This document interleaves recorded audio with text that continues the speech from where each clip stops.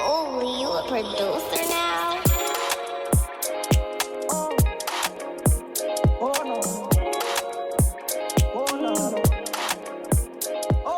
Let's get into it, man. The system. For sure. I've been seeing it everywhere. The world Yeah. been seeing it, man. The system. What's the system, man? Talk about. Something me and my business partner started. Yeah. It started with just us. While we was actually on tour in 2017, we were trying to figure out like, we street execs, but what are we? What it do, what it is, it's your boy Jamil, aka Oatmeal. Y'all rocking with Spinrilla right now. With my guy, CEO Lee, straight out of New York, Queens to be exact. You did? For sure. Man, look, man, you straight up a trailblazer. I've been seeing you so many different times, wearing so many different hats, bro, and doing so many different things, man. And I want to get to know me is like starting all the way from the back to where you from, the New York upbringing, to all the way from everything we're gonna talk about to why you are actually here now on your own and not with nobody else. For sure. That sounds good. So let's start from New York. So born and raised, let's go for it. Let's go. Yeah, so you know me. I'm from Far Rockaway, Queens to be exact. Okay. So big up Far Rock, cause when in New York is a difference. It's like you from north side of Queens, south side of Queens, and then Queensbridge. So you got all different parts of Queens. So my hood is Far Rockaway. And everybody got the same story, rough neighborhood. Figured it out. I kind of was blessed being able to have best of both worlds. And like my parents I ain't have a hard life. I was fortunate enough to go through Catholic school from like kindergarten to high school. Okay. My first college was a private college, and then I transferred to Clark. So my upbringing wasn't rough, but I seen the rough elements that everybody else around me was going with, the kids I was hanging out with, my uncles, my cousins, and stuff like that. So I kind of knew what not to do versus the opportunities I was in and what to do. That kind of played a big part into, why I wear so many hats. Let's go to Clark. Well, I don't even go to Clark. Let's go to the Catholic college. What made you even go to college? Really, I was supposed to be, I ain't gonna lie, I was trying to leave. I wasn't even trying to be in the States. Okay. I majored in international business. So, I was ready to go, I wanted to travel. I never expected to be in the music business. It kind of just played its course like that to where I wound up helping certain people and giving me opportunities, kind of, it fell into that. How did Clark come about? I was on YouTube. This is like 2012. It's like 2012 when I transferred. So this is like when Travis Porter's going crazy. Yeah, shout out to him. Walker going crazy out here. All those songs in that era was going crazy or whatever the case may be. So I'm like, nah, I gotta go to the A. Yeah. So I was looking up schools. I'm like, not going to Morehouse is an all-boys school. Like, I don't know what they on. And I didn't really know of the AUC as being a whole thing. So I'm like, I'm gonna just apply to Clark. I want to transfer. They accepted me. The rest is history. The rest is history. You ain't never go back to New York? Nah, I mean traveling wise, but I ain't never moved back. Like, people support you more when you not there. Did you ever finish? School? Yeah. Nah. Okay. I did not finish, but let me tell you why. Okay, give me why. I had an opportunity to go on tour. Yeah. With Purple Rain tour with Pluto. Yeah. It's Future. Future, yeah. Me and my business partner today, Shay, we had an opportunity to go on the road. Shay's brother is like Future right here, man. Okay. So Shay was finagling the play off of what I was doing. So we was like, all right, bet we gonna go on the road. We gotta figure out what we gonna do. I actually started off doing, me and Shay. Shay's a graphic designer. We was designing like merch for Future. It was cool, but it was like, alright, they trying, but we was coming with it so fast. They was like, nah, they hustlers, you get what I'm saying? So we wound up going on the road as this flies on the wall, just trying to get a position. That relationship kind of mended itself into the next relationship, which traveled into the Summer 16 tour. So we on the road, but we not on the road as employees or nothing like that. We really just on the road as like flies on the wall. We trying to figure out how we could land an opportunity for ourselves, and that kind of drifted and played its own course with us building our own relationships. By the time we got back to the A, everybody thought it's like, yo, I gotta get with you, I gotta do this, I gotta do that. Yeah. So it kind of opened up more doors, and then that tour kind of trickled into, Summer 16 trickled into 2017. Which where we probably, I would say, our industry started. Okay. Shout outs to Willis, my brother YB. He got me placed with Street Execs as like marketing. So we went on the road. We had a meeting. We pitched the idea for Schoolie. Right before they was leaving out for tour. This is when they had the Pretty Girl Like Trap music thing. Pitched the opportunity, and I guess they felt like it was an open lane to where, you know, they'd trust us with the project. So we went on the road, and that was probably our first real time being like in the industry, on the road, actually working and not just hustling and doing what we doing. Let's talk about the road life. Like, you making it sound so easy. Like, Yeah. we just on the road and we come back home. Nah, so tell me, it's not. like, the expenses on the road. How is it on the road? Like, the sleeping, like, the driving. Everything is uncomfortable. It's like the industry is not what everybody think it is. You on the road for, let's say, a 30-day run. You on the road for really like 45 days, 50 days, but you only got 30 shows. So if you're not part of the tour crew, everything is an inconvenience. Even if you're part of the tour crew, is an inconvenience. So like we sleeping in cars.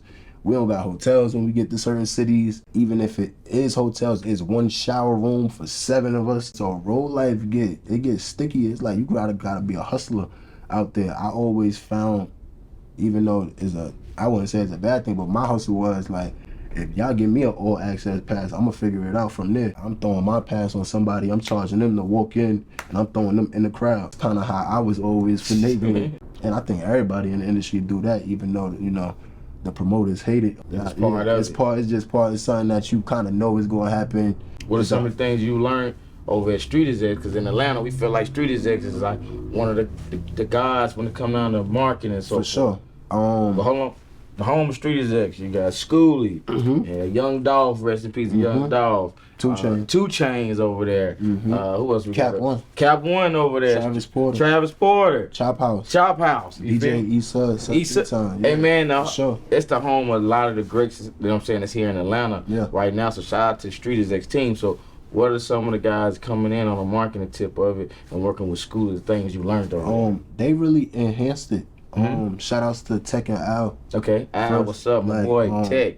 Like those, like I don't got nobody I call big homies or like mentors and nothing, but them two right there, like kind of really like gave me the confidence and like taught me a lot. Having an idea ain't enough. Yeah. You get what I'm saying? It's really the execution behind it and making somebody a believer of what you believe in. That whole time that I was at Street Execs, like that was probably the real foundation of where this industry stuff come from with me. Like you said, they marketing gurus over there. Like Al's a marketing genius, Tech is a marketing genius, and they both marketing genius from different angles. You get what I'm saying? They look at things completely different, and being able to watch that and learn from that, I kind of was able to take all of that, being the person that I am, and learn from it and twist it and mingle it and always enhance it. Like Street Execs was a staple into me. Like I never, like that's family. And it's the people behind the scenes too.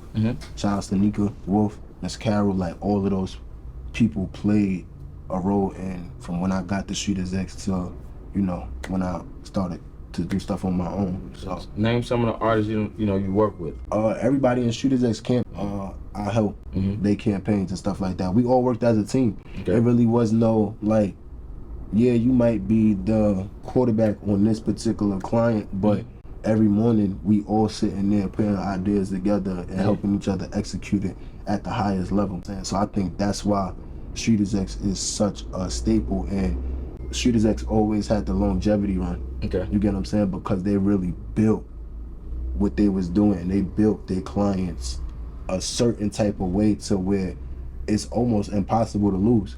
It's just, when is he gonna catch? I like that motto because it's a long game. I'm not really here for the short money. I don't think nobody, I mean it is people out here for the short money, but I ain't really here for the short money. For sure. So like just coming up and learning, I wouldn't have probably wanted to learn from nobody else in the industry, just meeting other people now, seeing how they maneuver. It's like, yeah, if I probably would have learned from you in the beginning, I wouldn't even be here. You get what I'm saying? So I'm glad that I was fortunate enough to be put in that situation to, you know, take that opportunity for advantage of that opportunity and stuff. Yeah. All right, man. So remember I called you a trailblazer and everything, right, man? And you told us about New York. You told us about Street Execs. You told us about how you got into marketing. Pretty much how you just got your foot wet in a little bit of everything, right? So, man, the name CEO Lee, right? So let's just talk about that. Who gave you that name? Did you give it to yourself? Was it a nickname that was brought up with you, or how'd that come about? The CEO part really wasn't given. It was more so what I envisioned and I see myself being. You get what I'm saying? Like I never see myself being employee or worker, even though I know it's stepping stones in situations, but that's never was the end goal for me. So the CEO is something that I kind of just tagged on the Lee, and then from my birth name, you get what I'm saying, Lee kind of just formed out of that. So it's crazy, man, because I'm always in the city. I'm always everywhere outside of the city, and I see you out. I see you working, and I see you like, damn, it's one of the biggest tours this year was the Chris Brown Lil Baby tour, and I see you out there working and grinding. And one thing you was doing was working the merch, man. So tell me, like, how did you even get involved with that, man? So it's really just understanding the back end business and knowing how to be a team player and knowing where you could fit, and where other people may be lacking. Not saying that everybody's lacking in a certain place, but it's like knowing that if I can offer a certain type of service to somebody, I'll always be of value to that person. You get what I'm saying? So that's kind of how we formulated a relationship with one of our business partners that he's in the merch world already. And formed a relationship with him, and us being the hustlers that we are kind of always gonna put us in opportunities way. We was able to take advantage of that. That kind of trampolined us into other situations and making a relationship not only with QC a little bit stronger, but with Baby stronger and stuff like that. So how many cities did you do? I jumped on tour in Cincinnati, but my business partner was running the play for sure from the start of the tour. That's hard. I always like to intervene, and I always play a little quick game. I know you said you went to a private school, college, right? And then you went to Clark, right? All right, I got a question for you. Are you ready? Come on. All right, it's a spelling bee. Okay. It's just one thing I need you to spell. Okay. Are you ready? Yeah. It's the same color as your glasses. Spell mayonnaise. Mayonnaise? Yeah. Ooh. I'm not gonna lie, I don't even eat mayonnaise. I said spell it. I know it. You don't even know how to spell it. I don't know how to spell it because I don't eat it. We're gonna spell it on the thing because it's gonna be M, man, and then the nays part gonna come in there. Yeah, mayonnaise. Mayonnaise. Right. The mayonnaise, I ain't with the Miracle Whip. I ain't with the Miracle Whip. Bologna sandwich, turkey, ham, cheese. You just put mustard. I give you the best sandwich in the hood. All right, come on. The best sandwich in the hood is Sausalito turkey, honey ham. Honey ham, got you. Lettuce, tomatoes, got you. Salt, pepper, oil, vinegar. That's it. That's it. That's some New York thing though. It might be. In Atlanta, in the South is mayonnaise and mustard. Yeah, y'all do turkey ham. Y'all also do like bread, chitlins and hard. I be tearing it up. I can't really get with that. I can't. I'm on top of it, bro. I love y'all food, but it's certain foods I gotta. You from New York? All the culture, everybody live there. Yeah, but it's more of a Caribbean thing. Yeah, see, man, they ain't got that here. Yeah, you gotta bring that out here, man. It's out here. Okay, I feel you. Now it is. It's starting to get out here. It's a couple spots out here that it's starting to get out here. That's kind of sturdy. I don't know how to spell mayonnaise, but if I had to spell mayonnaise, want me to try it? Just try it. All right, M-O-N-E-Y. That's it. Money. Come on now. Hey, but I was in there like, damn, they spell mayonnaise for real? Call me. My boy, big old money right now, man. Hold on, man. We talking about money. I know I'm all out the shot, man. Come on. That's it, yeah. Just had to shoot it out right fast, man. Shoot it out right fast. Look, and that's real money in there. No, it looked like it. I'm about to say, that's how they would have caught me. Man, let's get into it, man. The system. For sure. I've been seeing it everywhere. The world been seeing it, man. The system. What's the system, man? Talk about it. Son, me and my business partner started. Yeah. It started with just us. Okay. While we was actually on tour in 2017, we were trying to figure out like, we street execs, but what are we? And it kind of formulated as can't nothing operate without a system behind it. It's like it's no matter what you do in life, even the way the body function, it operates on a system.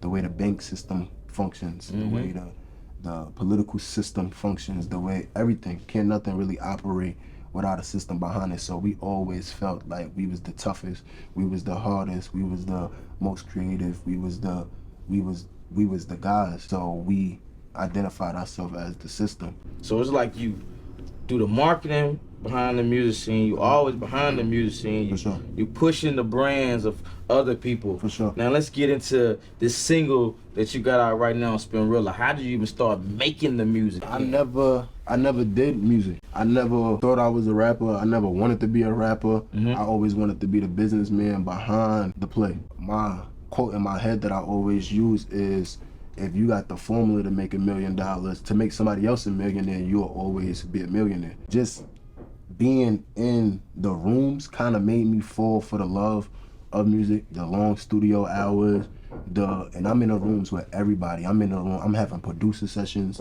I'm having writer sessions, I'm having artist sessions, so I'm literally sitting in damn near 3 type of rooms, and I'm not gonna lie, while I'm in these rooms, I'm like, this ain't it. Yeah. This ain't it. You get what I'm saying? It's certain certain artists that I'm with, and I'm like, yeah, he got it. Like, to me, like, one of my favorite artists to this day, and it wasn't until I met him, because I ain't know nothing about him until I met him, but Schoolie. Schoolie, like, one of my favorite artists right now. I listen to Schoolie Google Drive, the music that y'all don't get to listen to today. Schoolie's super, super talented. So that's probably the only artist that I was in the room with, and I like, oh yeah, like, Schoolie got it, he got it, he got it, he got it, he got it. But a lot of the other artists I be sitting with and stuff, I be like, nah, that's not it. But they be the ones in position, and they be the ones with the budget, and they be the ones with the opportunities. So I always felt like I had the it factor in no matter what I did. So the whole producer songwriting journey came about probably like 2 years ago, but I'm silent. I'm not a bragful person, I'm not a boastful person, so I started out, you know, I'm gonna test it. It's like, I'm a hustler at the end of the day, so I'm gonna test my product the way that I wanna test it before I even tell people I got it, or if it's even from me. You know what I'm saying? Because people already see me in one type of light. I don't like to wear too many hats in one situation. And tell these people right here looking at camera, what's the name of the single, who featuring, the whole nine. No Time. It's out right now. Video coming soon. Me and BTB Dezz. Super, super talented kid out of Brooklyn, New York. Super talented. Like, when he catch his wave, y'all gonna be in trouble. Like, the drill music is cool, y'all got that. Rapping is cool, y'all got that. But when he catch his pocket, it's gonna be trouble. So y'all can catch my new single, No Time, right now on Spinrilla. No Time is on Spinrilla right now. Me and BTB Dezz. Yes, sir, ski. Right now. If y'all can't look for it nowhere else, look for it on Spinrilla right now. On Spinrilla. So let's talk more about the record, man. As you produced and wrote it, from what they telling me, the inside scoops telling me, you feel me? Like, how did this song come about, man, and what gave you the inspiration for the record? My assistant kind of put me and Dezz in the same room on a producer run that we had ran in New York. So we went to the studio. I was actually expecting to get in with Smooth L. So I kind of went out there with records catered to him, and Dezz just so happened to be like Smooth L's partner. So I was like, you could tell him to come too, whatever.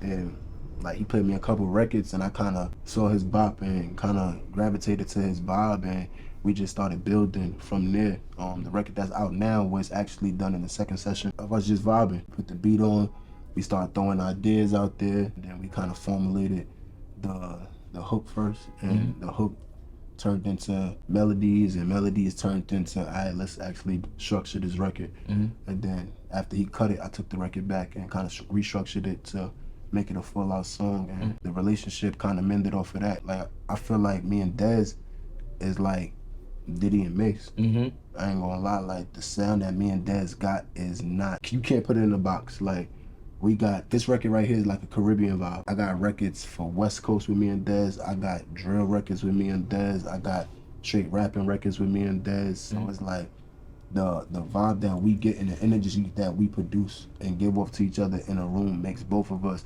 it challenges both of us. Like, his range challenges my pen and producing capabilities, and my producing and pen kind of challenges his range. And I'm betting the house on Dezz too.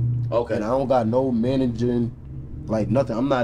Nothing has me invested in the Dezz besides that I believe in. What's the pros and cons doing this producing thing, man? And you're all around producer too. So that's writing and making the record. So so I really don't see no cons in it. It's still a learning thing. I'm not Southside or I'm not Metro or nothing like that. The way that I produce is a little bit different than them. Like, it may take them 15 minutes to do a beat. It's literally gonna take me 2 days, 3 days, just because I'm still, as far as beat making, you get what I'm still in that learning curve of making a beat. But I know what I wanna hear.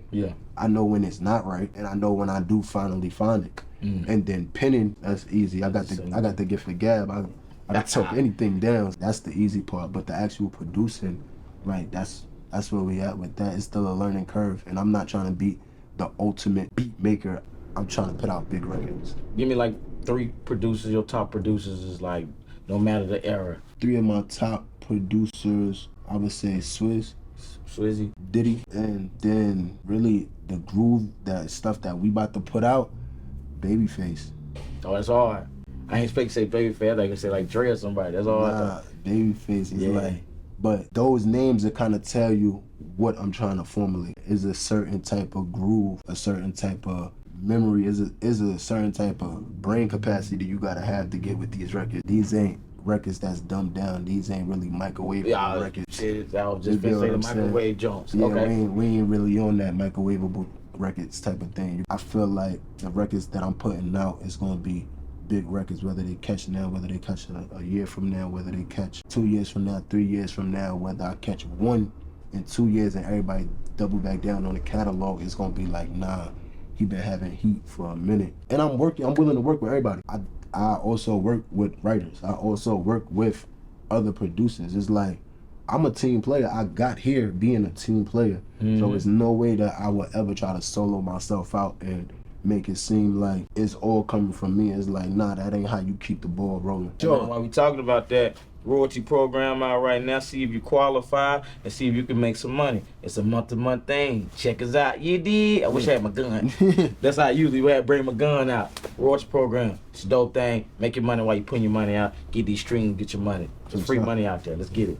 But so for sure. So now, man, what's the goal? We're gonna have a project coming out. We got the single out now. What's the end goal with this, man? If it's the end goal. It is. It really, as of right now, it really ain't no end goal. Like, I'm climbing the ladder. Like, I'm not a person that's not scared to get in the mud. So I'm starting from ground zero. Like, all of my relationships that I got on the marketing and managerial side of things is like, I'm introducing them to what's going on right now, but I'm not introducing them with entitlement. So I'm in that proving grounds. I'm getting in with a lot of artists right now. We building records, we putting records out, and it's gonna slowly turn over. Moving forward though, we definitely running with that producer-songwriter thing, cause I'm definitely penning a lot of things out here that's about to come out. And I'm definitely producing a lot of things out here that's about to come out. So if y'all had to identify when I come outside with it on, just say that's the producer songwriter guy. Hey, he stayed with it on. He kind of remind me of Diddy a little bit. Let's get it. Kind of remind me of. Let's talk about this fashion though, man. Like, who influences you? Like, I know you from New York, so it's like the home of fashion. I ain't gonna lie. I'm just a New York nigga at heart. Yeah. Nobody really influence the way that we step. I'm not a guy that's big in the fashion world to where I'm like looking at magazines and stuff like that. Like, I'm gonna wear what I wanna wear. I'm gonna wear what's comfortable. And I mean, like today, I'm gonna wear shit that people don't even got. You know what I'm saying? Like, I'm gonna go get something made that I wanna wear. Yeah, that's not. Nobody really influenced me fashion wise. It's like however I wanna step, that's how I'm gonna step. You think people think you're an artist already because the way you dress? Because you like super fashionable. I wouldn't say that they don't think I'm an artist, but they think something. Yeah. I don't really know if it give artists, but it give like You gotta do something. he do something. Yeah. Like, he in control of something. That's how I like to keep it. Alright, man. So for the young kids who kind of like following your footsteps, like, yo, I want to be an artist, but I want to do all these other things as well, man. Give them some advice. Do it. It's like, don't put yourself in a bucket to where you feel like you can only do one thing. It's like, I didn't start off writing and producing. I kind of played it smart and built the relationships and learned the back end of the business first before I kind of transitioning to the front end of the business. There's nothing stopping you from doing it. If you feel like you got that it factor, and no matter what it is, designing, building sites, marketing, rapping, singing, like, do it. It's like, the more shots you put up, the more opportunity you give yourself so one of them can win. Keep putting up them Steph Currys, you dig what I'm saying?